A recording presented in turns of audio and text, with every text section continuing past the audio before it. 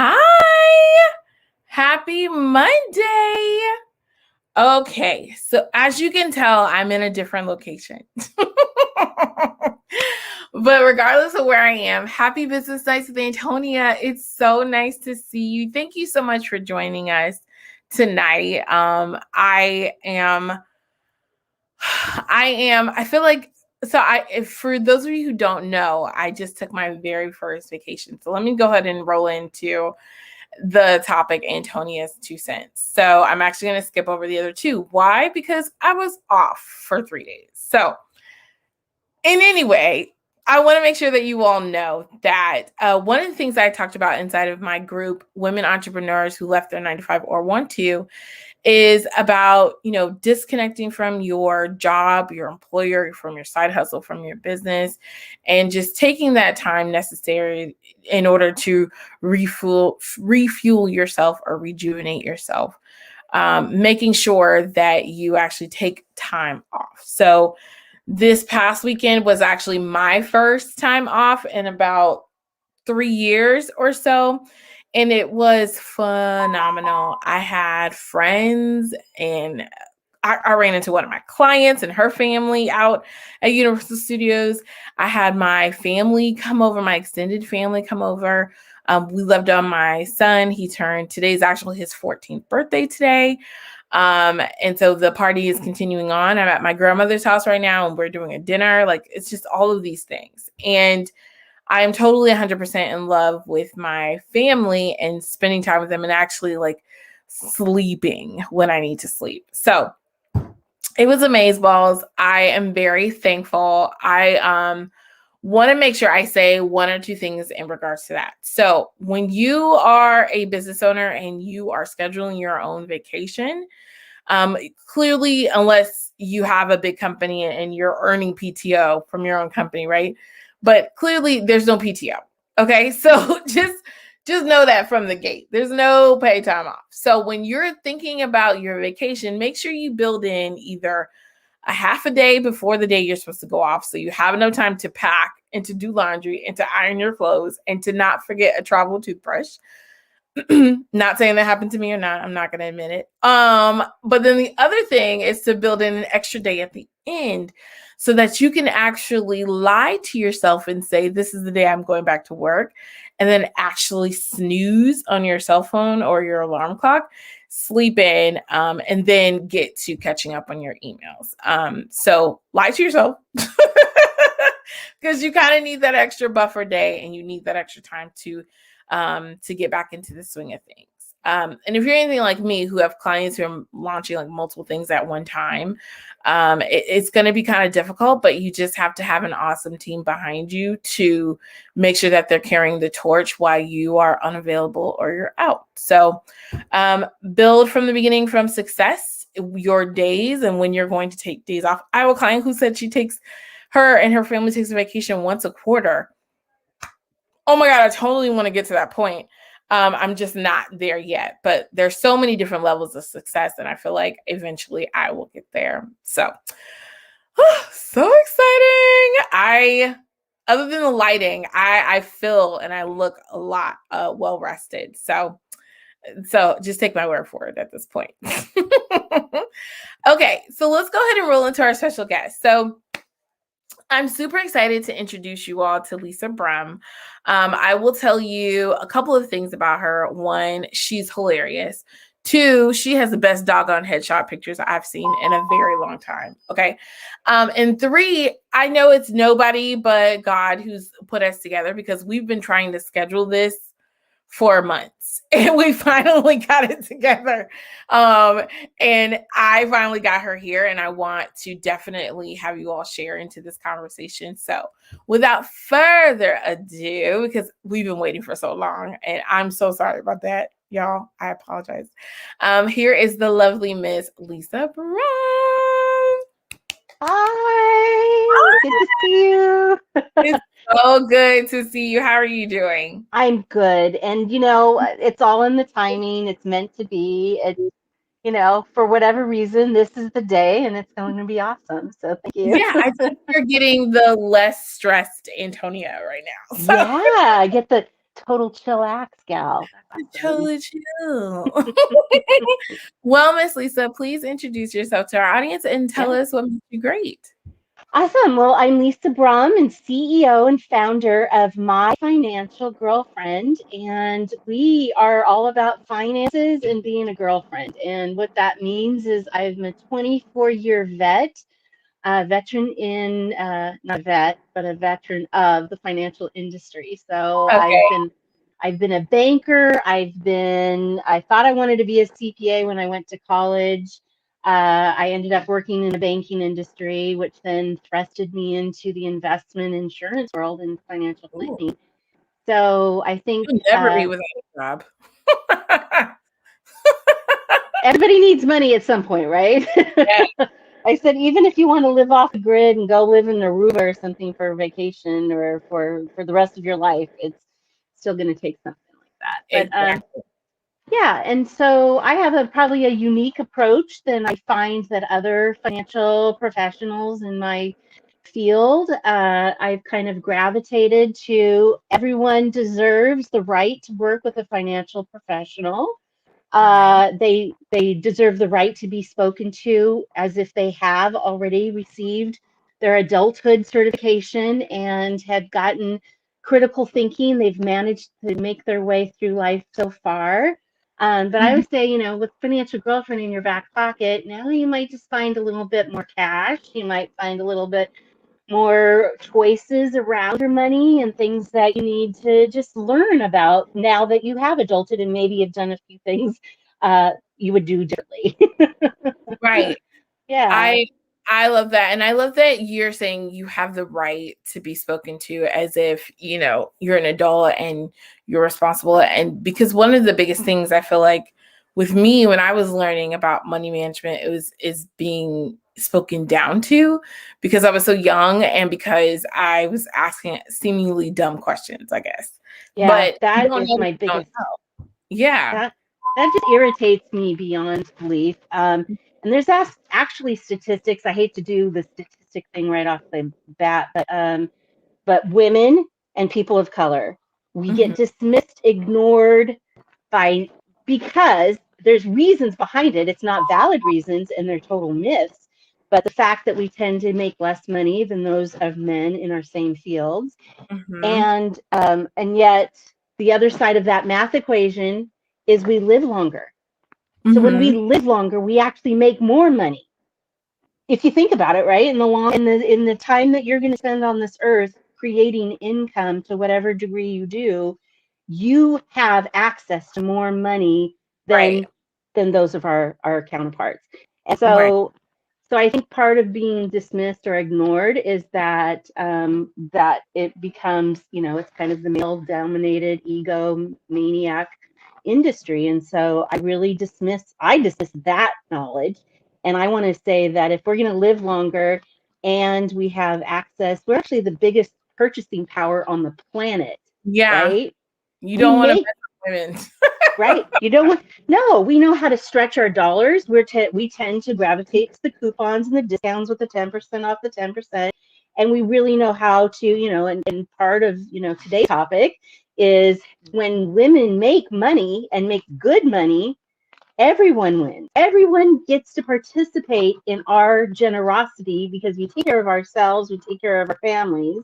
And Mhm. then we look at when we feel like we've made enough or we've made it and we're at the top of our game, we give back. We look for ways to put our money where our mouth is, right? We want to support those causes. We want to support our communities. We're more philanthropic. We're more, think about how we can help others, support them, and still know that we can maintain our own. So, yeah, So those are why kind of the don't big.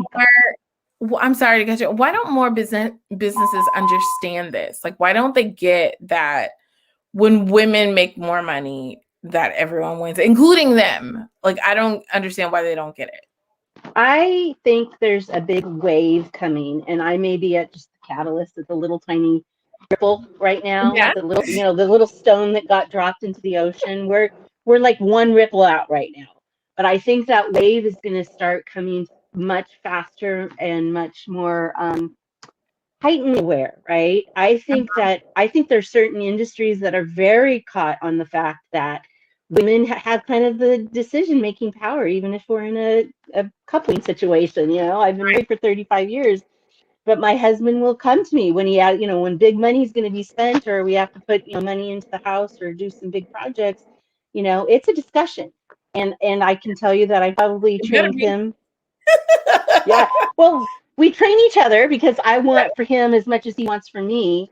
Right. But I think another way that women make as much or equal to that, or a little bit more than men, we want the collaboration. We want the feedback. We want to know how to make other people's lives better, because we're happy. Other people might as well be happy too. So that's another Mm-hmm. big, emotional connection that we have. That Mm-hmm. I talk a lot about emotional intelligence, right? Like, I'm not going to answer the question for you. I'm not going to solicit my advice all over you. I'm like, how do you feel about that? And Right. what would you feel? How would you feel different if this happened for you? And so I truly think that there's just a lot more relationship in money Mm-hmm. that women get that men. It's kind of transactional. It's kind of like, here's the charts and the rate and the graph. Okay, do it. And we're like, how do you feel about that? Would you like this and some cake, icing on the cake? So we're always looking, right? We're always looking for a little bit better, a little bit more, a little bit more enhanced, or Right. exceeding people's expectations. That's one of my things. Is I love to blow people's minds with, hey, how come I didn't know more about that when I was, 25 years old or Right. something? Ugh. Mm, So I love this idea, and I love that, we just happen to be not superior. Like, I wouldn't say mm, that, but I would definitely say we are a different breed than our men counterparts. And I love that you brought up the dynamic between you and your husband, because it is a fact. I want my husband to tell me when he's spending like big money, and then me vice versa. Most of the time I try to because I know if I'm spending it, it's because I know that it's enough and it's there and everything else is covered. right, um, right. Oh, it's I, huge. I don't know that many men that think about it that way, or think about all their bases before they spend. So, Yeah. No, I think about how men shop. Like, they go in, they go out. Like, they know exactly, beelined into it. They went right to yeah. the aisle, they picked it up, they went right to the checkout. And we kind of meander and kind of like go Mhm. from one, oh yeah, I need to go this. And we kind of constantly just, I don't mind making one shop or one stop as long as I can maybe get a lot of different things at the same time. But Yeah. again, it's kind of that, I don't believe in multitasking, because I know that that's kind of a myth. But the fact that we do put layers upon our on consciousness about decision making, about buying things, about making sure that, getting that more than what we get. Can I get a discount? Is there anything extra? On that kind of thing. So Do you, in your experience of dealing with women with money, like, what are some of the things that we spend our money on when we first get like a large sum? Like, is there a trend, or what are these things that we're spending money on? I'll say there's a trend to generation gaps, or the Mhm. generations, because I'm 57. I'm like on the cusp. I know 63, 64. I was born in 63. And so I am a baby boomer, but Mhm. I might be thinking a little bit more Gen Xers maybe, but I do Mhm. think that the younger folks, like those that are, like, my daughter's 20, right? And my son, there's 9-year gap. So I have a son that's almost 30, and then I have a daughter that's almost 21. And they think about money differently. And Mhm. I think, like when my son gets extra money, he just wants to save it. He wants a big old cushion. He wants to not ever have to worry that his lights are on and his cell phone doesn't work, right? He always Mhm. wants to have that big cushion. My daughter will come to me, and she got a job, and then she got another job. So she had two jobs going about a month at the same time. And I'm like, how are you? Uh-huh. And she's going to school for full time. I go, are you juggling too much? And she's like, no, because I'll get double paychecks for 1 month. And then I want to talk to you about setting up an IRA account, Mom. And I'm like, oh, okay. So she's thinking long term, but I thought she was just like trying to, buy as much stuff as she could. But she has her Mhm.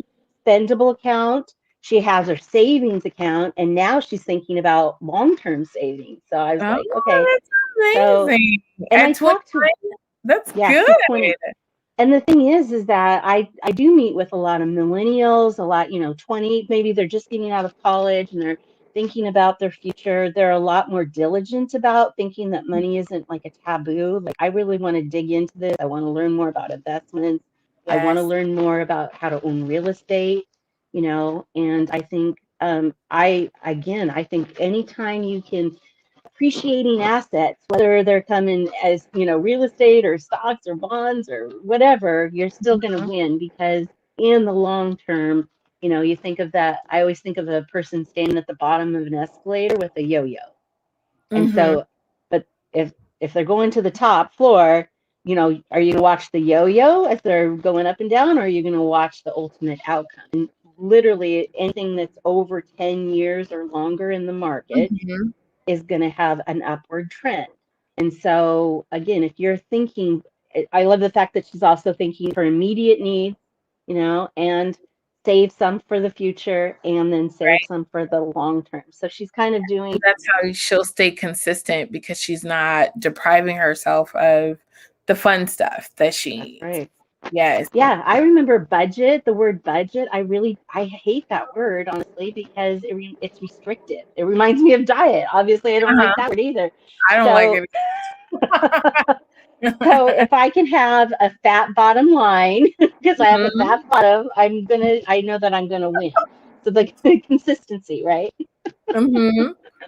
I Yeah. love that. So, financial girlfriend, did that come up with an idea just because you were talking to your girlfriends one day? Or how did you come up with the name of your company? Well, a good friend of mine said I like struck by lightning because I actually, she was into networking and I was just like comfortable. I wasn't thinking about, I was always uh, getting new clients was always a thing, but it wasn't like I wasn't actively hungry for that. And I Mhm. was I was mentoring her, and she needed to because she knew no one in town, and she's like, I have to go to every single meeting. I have to meet new people, and she was constantly on the hustle that way. And so she came to me one day, and she kind of slammed her hands down on my desk and looked at me, and she goes, Lisa, next Tuesday night you're going with me because this last month this group was like a hoot. They have a Mhm. wine bar, and as soon as she said wine bar, I'm like, okay, I'll go. And so that night, they basically had a raffle, but I didn't know it was a raffle because I thought it was any money you donated for this raffle went to a Mhm. children's charity. And I gave him a $20 bill, and I really didn't think much more about it until I got pulled up on stage in front of 200 businesswomen with lights and music and a microphone. And he had a minute at the mic to tell this group what he wanted to talk about. And I was just petrified. I turned into night sweating. I was like, my feet felt like they were walking through cement. I Oh was my just like, I gosh. was in a panic. I was purely like, I was completely out of mind body experience. And I was like, oh my God, what am I going to do? I have to talk for a minute at the mic. And I was just completely out of my element. And I remember telling myself, make them laugh and get the hell off the stage. Oh So and there was other women advisors, women in professional services that were in this group. This is my 200 god. business women, and they're all staring at me, and I just panicked, and I basically said something to the effect that, ladies, we're all in business and we're making coffee dates and lunch dates, and we'll go to the bathroom, and you're going to be talking about money in your businesses. Why aren't you talking about money with your financial girlfriend? I'll be over by the wine bar. And I literally just ran off the stage. And and she said, Lisa, you were struck by lightning because what happened from that point is at the end of the evening, I was kind of surrounded by, first of all, the financial women wanted to know what the heck I just said and what does it mean? And the Mhm. other was like, others were like, oh, that's kind of cute. Yeah, I get it because they knew I were in financial services. So basically, I think of it that it came to me because I had just turned 50 and Mhm. I felt a little sassy, and then I'm like, I'm not going to say the typical blah blah. I want to say something that's fresh and new and kind of funny. So that's kind of where it Mhm. came from. And when I look at back, I'm like, that's who I am. That's my DNA. is that I've been in the industry for so long, and I know that Americans feel, you know, dismissed, or there's a huge barrier. Usually it's like, oh, I don't have $500,000 to invest, so I guess I don't need you, right? Or I can't afford you. Mm-hmm. And I want to be approachable. I want people to know that they have a place to be, I call it no shame zone. There's no shame, no judgment.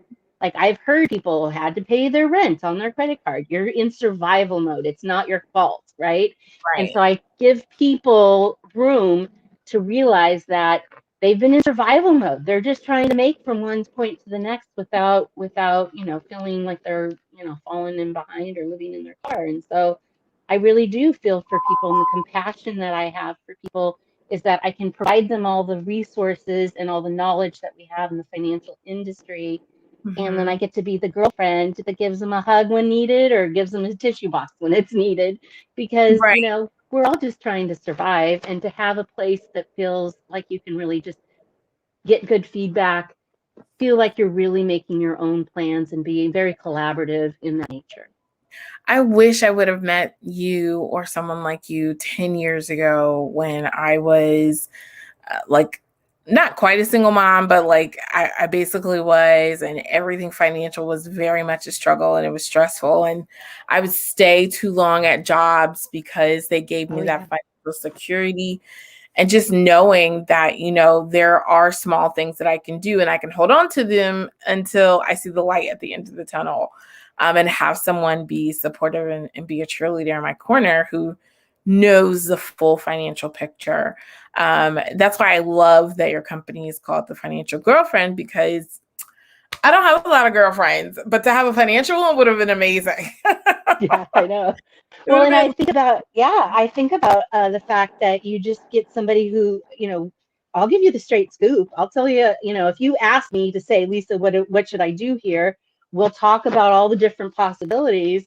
But then Mhm. again, you're going to do what you need to do the minute we get off this call, right? You're going to go on with your life. So, I might give you a suggestion to have your direct deposit, if you have one, go to your savings instead of your checking. And Mhm. now we have to know how much you need to spend monthly so that your lights stay on and your house gets paid and your Yeah. insurance gets paid, and then you have a food budget. So we put only the money that we know that we're going to spend into our checking, maybe with a little cushion. But Yeah. now money is going to hang out in savings longer because it has a place. And now Interest. I Yep. get to attach my goal. Like, gosh, if I could keep doing that for another 6 months, we're going to get to go to Universal Studios again, right? Yeah. So exciting. So it's practical day-to-day stuff that we're not taught. We learn it either by mistake or we learn it through crisis. And I want people to be more proactive and realize that you can make little tiny baby plans, and on the whole, it's going to get you ahead of where you thought you could be. Do you laugh every time you see a new app that comes out and it just says like one thing? And that one thing is just like a small little chip piece of the whole entire financial education picture? Yeah.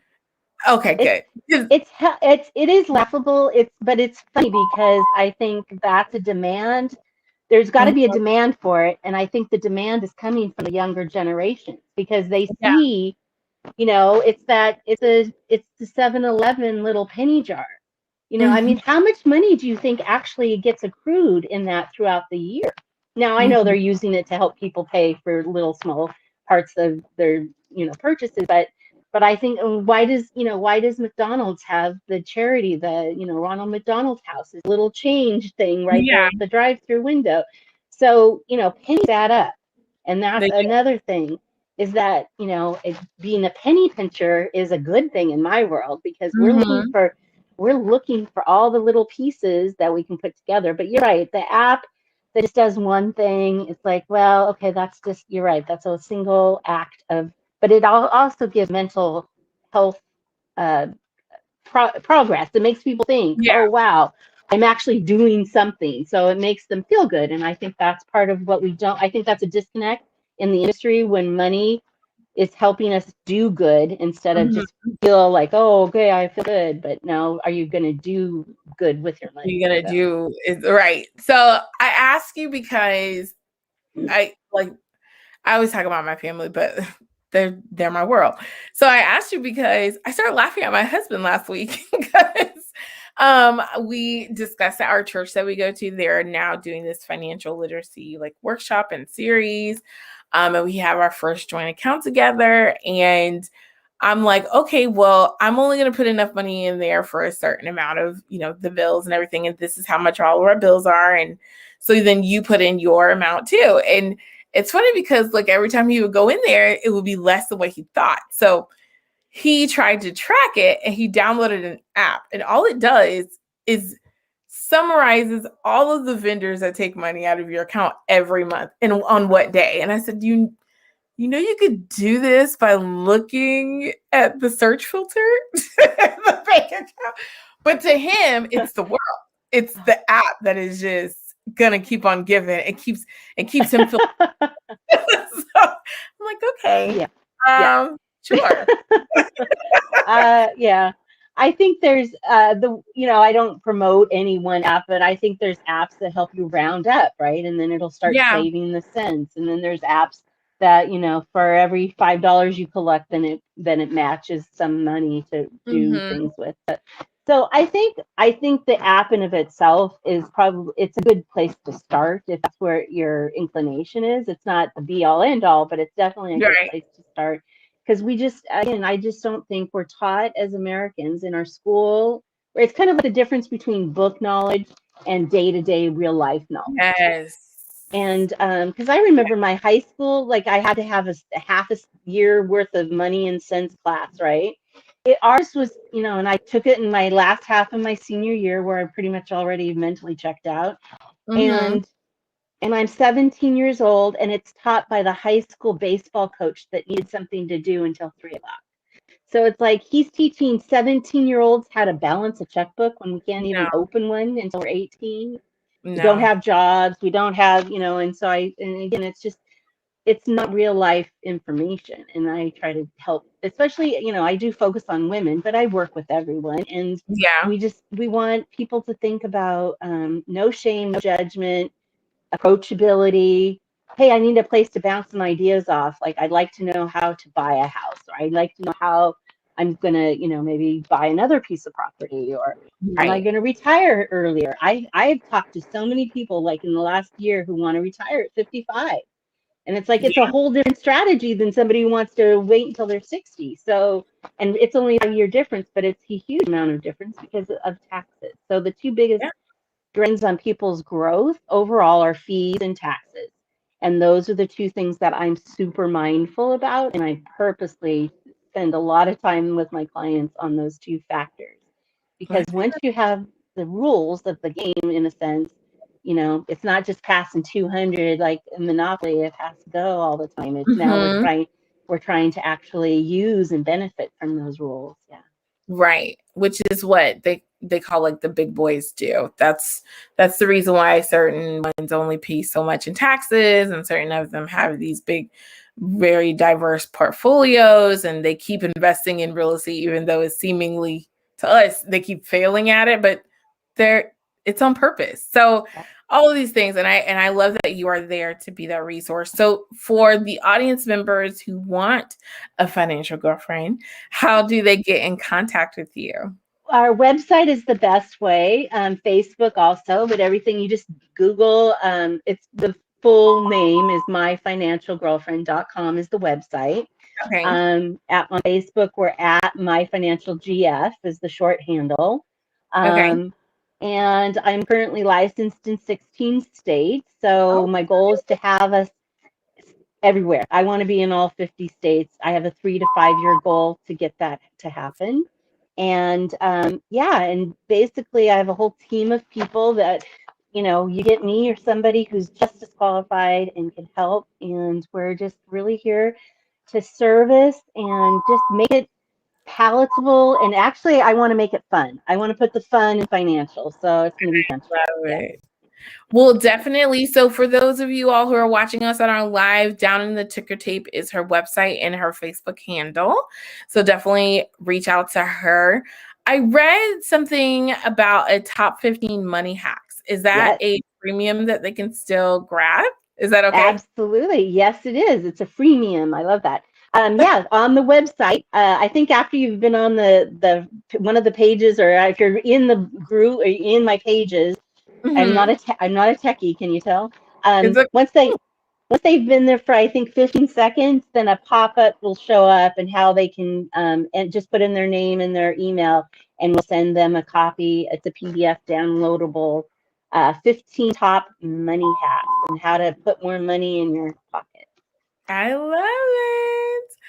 Well, thank you so much, Lisa, for making time out of your Monday night to be with us and to share with us all of the reasons why when women make more money, everybody wins, right? And then talking to us a little bit more about the industry, the profession, the psychology behind, how women spend money once they get money. So I think that is awesome, and definitely needed. Being that I am a woman, I'm not crazy. There's other people who think like me. So Oh, you're not easy. awesome. Nope, you're just perfectly you. Aw, thank you so much. Well, I can tell you right now, before I even sign up for anything, I feel like you are already my financial girlfriend. I'm very comfortable and there's no judgment. And I love that I got to meet you and to have this Yeah. conversation. Well, financial girlfriends always got your back. So that's Oh, totally. I love it. I love it. And you're right. Your friend was right. You did get hit by lightning. Very similar to my business. I'm like, how can I assist you today? That's us. So the fact that it rolls off the tongue in normal conversation, it's Yeah. going to be memorable. I love it. Well, Thank you for this time. I so appreciate you and all that you're doing for the small business groups. aw, These are amazing evenings and business nights. So thank you so much. thank you. I love you guys. I love all things business. And if it happens to be owned by a woman, I love it even more. So go ahead, girl. All right. Well, Miss Lisa, if you don't mind giving me 1 second and wait behind the scenes, I'll go ahead and give you a proper goodbye. Is that okay? Absolutely. Yes. All right. Everyone say bye. All right, everyone. What did I tell you? Miss Lisa is our new financial girlfriend. Go posse. When your posse is like super intelligent, well-rounded, have diverse interests, strengths, backgrounds in industry, you will never lose. Okay. I absolutely love surrounding myself with women who know their stuff and more than anything want to be helpful. So if you are looking for a financial girlfriend, go ahead and hit up Miss Lisa Prom on her website, myfinancialgirlfriend.com, or on Facebook, My Financial GF is the short version. And if you need that again, just go ahead and press the replay button and watch us again for the URL. If you need anything else, you know how to find me or contact me. And again, thank you all so much for joining us tonight's Business Nights with Antonia. You have a good night. Bye.